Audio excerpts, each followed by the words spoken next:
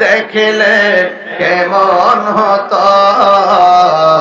দুনয়নে রাসূল পাক দেখলে কেমন তো জন্ম আমার নবীর যুগে পড়ছি আমি নাতে রাসূল পাশে দয়াল নবী নাতে রাসূল শুনে নবী দিলেন মুচকি হাসি ঠিক না হায়রে